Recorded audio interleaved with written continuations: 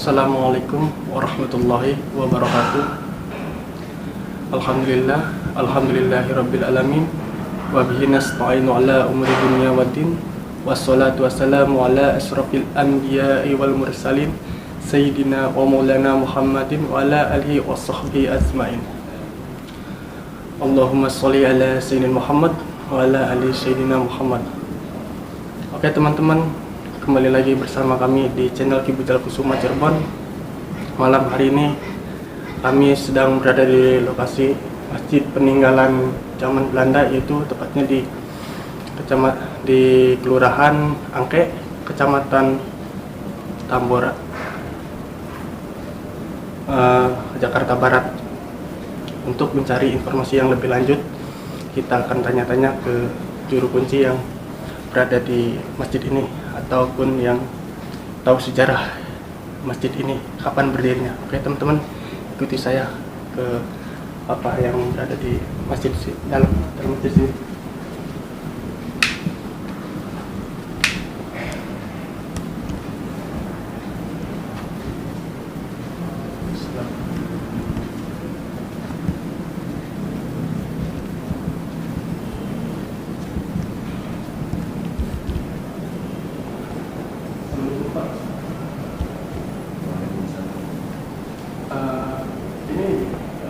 Kita dari channel Ki Bujal Kusuma Cirebon ingin mengetahui informasi sejarahnya masjid ini, kapan berdirinya bangunan ini, Pak? Kalau bangunan itu berdiri sebenarnya 1751, 1751. tapi pengesahan dari pemerintah itu 1761. Pengesahan dari pemerintah, karena pengesahannya kan setelah perenovasian, bukan bentuk awal. Ini berarti bukan bentuk awal dari masjid Kalau utama. bentuk awalnya kan mereka ini pakainya pakai apa? Kayu. Bukan kayu, yang gentengnya tuh kayak ecot padi. Oh iya. Aslinya mah Terus pakai bilik. masuk bilik. Iya. Berarti kayu-kayu ini bangunan baru lah ya, bukan Kalau kayunya ini masih asli. Oh, asli semua. Masih asli. Cuman kayak reng-rengnya Iya. itu udah baru. Jadi ada sebagian yang diserut, ada sebagian karena waktu itu iya. Kalau jendela sini masih asli, Pak? Atau Asli. Masih asli. Asli itu. Ada bolong-bolong Itu segalanya. itu asli, ini juga masih asli. Cuman ininya udah Berubah. ini aslinya merah kayak gitu. Berarti ini pengimaman dulu masih itu Pak ya? Bisa negara ini Pak? Ini mimbar. Mimbar ini masih asli berarti ini? Itu asli. Aslinya juga ini semua aslinya kayak gini. Dulunya berarti seperti ini, Pak ya? 1, 2, 3, 4, 5. Mungkin ada artinya kali ini Pak ya? 1, 2, 3, 4, 5. Bisa dijelaskan Pak? Ini kayak ini. Karena rukun. Jadi kita kan namanya sudah di atas mimbar itu, kalau kita nggak mengenal rukun Islam, berarti kan nggak ada yang diterjemahkan. Jadi karena adanya mimbar, jadi sesuai dengan rukunnya. Iya. Jadi ada yang diterjemahkan antara rukun dan adat. Berarti kalau di Sini sini jadi dulu masih itu asli, asli semua. Masih kelihatan. Buat bangun dulu ya. Nggak ada Warna warna asli sebenarnya kayak Bantan. kotak-kotak hitam merah. Nanti kalau yang sini ada siapa Pak ya? Yang Dulunya itu bagus angkanya bukan. Kalau ke Bagus Angke masanya sudah nggak di sini. Oh beda sih. Sudah nggak di sini. Berarti begitu Ini bagus. masanya masa Kumpi Nadiru. Hmm. Jadi masanya masa anaknya. Anaknya kayak Syekh Ahmad Caketla. Syekh Ahmad Caketla, Syekh Jafar As-Shodiq. Yang jelas bangunan ini dari santrinya Syekh Jafar As-Shodiq. Dari Cina Tatar yang belajar sama Syekh Shodiq, yaitu Syekh Leonta. Makanya bangunannya itu ada kayak macam dari ini ala-ala Cina gitu ya. Ya, Cina, Jawa, Ada Cina, Jawa, Bali. Oh, Bali ya, Bali. dan Bali. Sur Bali. Lihat juga. Berarti dibangun oleh siapa Pak? Masjid ini Dari filosofi kita harus dari awal. dari awal. Iya. Biar jelas Dari filosofi situ. di dalamnya. Kita hitung. Ini doang bilang filosofi benar.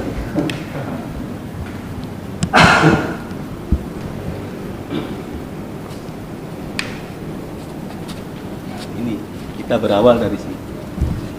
Dari 5 undakan anak tangga. Nah, sampai naik coba itu. Biar disorotin naik. Nah,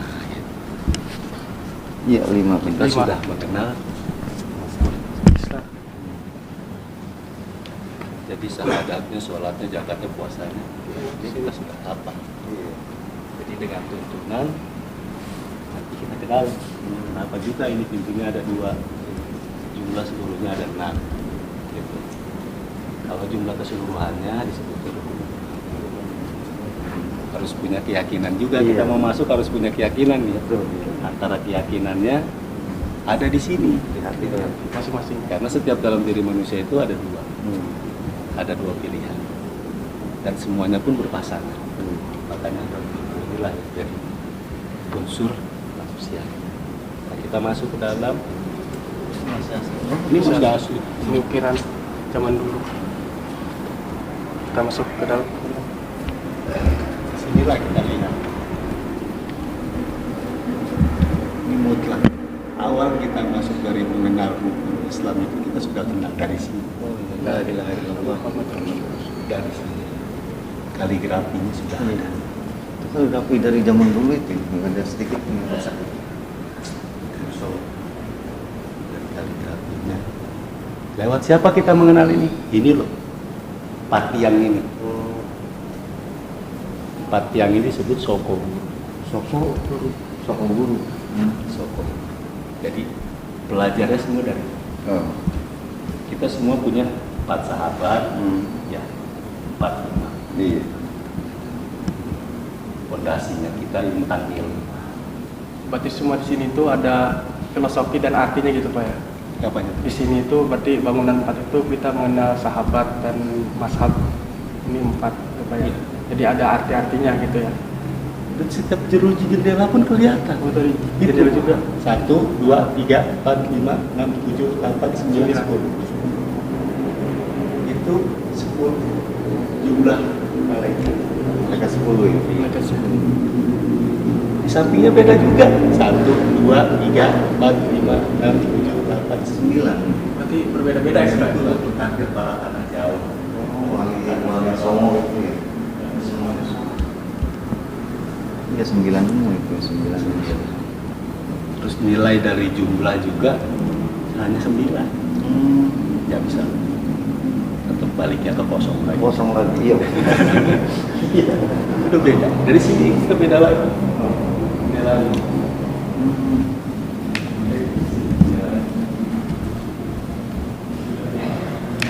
Satu, dua, tiga, empat, lima, enam, tujuh, delapan, sembilan, 10, 11, 12, 13, 14, 15, 16, 17, 18, 19, 20.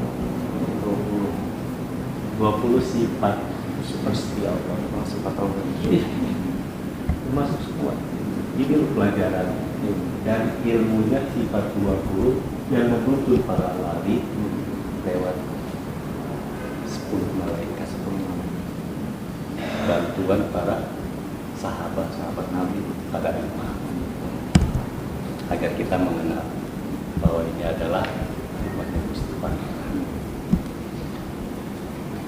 Filosofinya hanya seperti itu, dan ini ada tangga sampai ke lantai 2. Dulu digunakan sebelum ada speaker, itu pakai corong. Sampai saat ini corongnya nggak tahu. Untuk buat kajian di atas itu ya. Ya, di atas itu hanya untuk ajan sama untuk pengintai di zaman dulu. Oh, masih zaman bercanda ya. Nah, dulu ini nggak kebuka begini. Jadi ada sekotak gitu. Sekotak. Jadi kumpul ini semua belum di atas. Di atas semua. Ini yang bahaya. tangga ini pun nggak begini dulu. Dulu tangganya sistem tarik, jadi nggak ada tangga. Jadi kalau udah naik ditarik ke atas. Iya, gitu. Jadi kelihatannya seperti plafon aja. Iya. Ini semua siasat gerilya.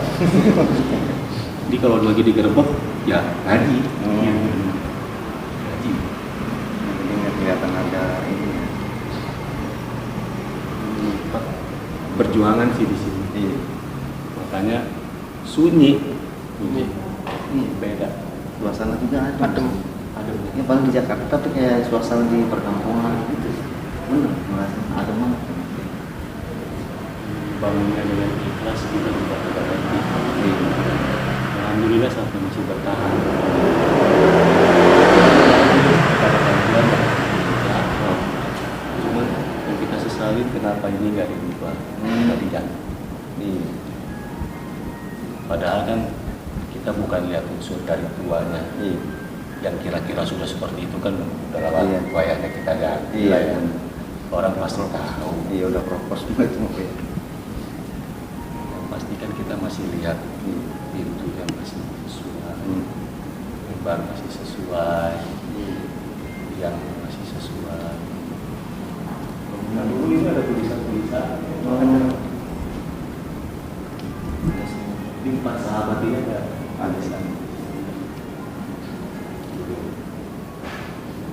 Ya, coba-coba. Udah lama juga karena dari Iya.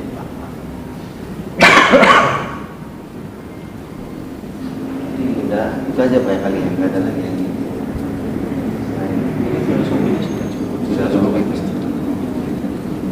Karena memang ini dibangun oleh Sediotan dari Cina Tatar, dananya dari Tanzil, istri dari saudagar apa? Baik, Sudah kan Pak? dia juga muslim. Jadi dananya dari Tanzil, dari Cina Tatar. Arsitekturnya hebat juga ya jam dulu. Jadi pas gitu ya, filosofinya membuat ini pas dengan ada arti. Karena memang regenerasi, Iya. dari regenerasi kita turun-temurun tahu dari nenek. Terus saat ini kita lagi ada perenovasian biar gak hujanan dan panas. Oh yang depan itu Pak. Kemarin kan seperti pugar, bongkar semua. Oh. Jadi yang ditampakin masjidnya aja. Karena dari segi beliau sendiri nggak melihat jamaahnya Iya. di saat Jumat atau apa. Betul. Nah, kita coba belajar dari pengalaman yang lain, kita kumpul bersama, akhirnya kita bangun kembali. Kita buat jadi tidak permanen. Mudah-mudahan berkat doa, Amin. teman-teman bisa berjalan terus. Amin. Mungkin kita melanjutkan ke pemakaman ya Pak. Ini Kita ini aja dulu. sini aja. Di sini udah selesai. Mungkin makan. Ambil gambarnya aja dulu. Iya, masalahnya kan beda ya kamar sama Pak ya. Oke teman-teman, itu dia informasi yang kita dapatkan tentang sejarah berdirinya masjid di daerah Angke ini. Dulunya tempat ini dijadikan untuk pengintaian juga di atas. Itu azan juga di atas dulu karena belum adanya alat secanggih yang zaman sekarang ini. Dulu ini katanya tempat ini dibangun oleh seorang muslim yang dari Cina. Mungkin itu informasi yang kita dapatkan. Mudah-mudahan bisa diambil hikmah dari cerita sejarah yang berada di masjid ini. Kami dari tim Ki Bujal Kusuma Cirebon pamit undur diri. Jangan lupa di subscribe, like, and share. Kami dari tim Ki Bujal Kusuma Cirebon pamit undur diri. Wabillahi taufiq wal hidayah. Assalamualaikum warahmatullahi wabarakatuh.